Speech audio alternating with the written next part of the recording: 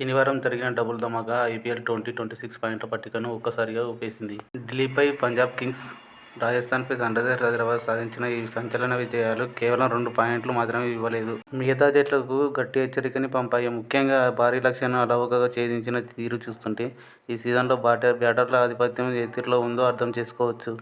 ఈ విజయంతో పంజాబ్ తన అగ్రస్థానాన్ని పదిలం చేసుకోగా హైదరాబాద్ 3వ స్థానంలో దూసుకొచ్చింది. ప్లేఆఫ్స్ రేసులో ఇప్పుడు క్లిష్టమైన మలుపు తిరిగింది. ఈ సమీకరణాలు విశ్లేషిస్తే టాప్ 3లో ఉన్న Punjab kings, royal challengers Bengaluru, sunrisers హైదరాబాద్లు ప్లేఆఫ్స్కు వెళ్లడం దాదాపు ఖాయంగా అనిపిస్తుంది.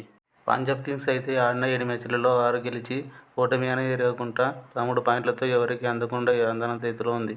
అటు ఆర్సీబీ, ఇటు ఎస్ఆర్హెచ్ బ్యాటింగ్ మరియు బౌలింగ్ విభాగాల్లో ఎంతో సమర్థవంతంగా కనిపిస్తున్నాయి. ఈ 3 జట్లలో ఉన్న విన్ మొమెంటమ్ మరియు వారి నెట్ రన్ రేట్ చూస్తుంటే మిగతా జట్లు వారిని వెనక్కి నెట్టడం అసాధ్యం అనిపిస్తుంది. టాప్ 4లో 3 బెర్తులు ఇప్పటికే ఈ బలమైన జట్లు బుక్ చేసుకున్నాయని భావించొచ్చు.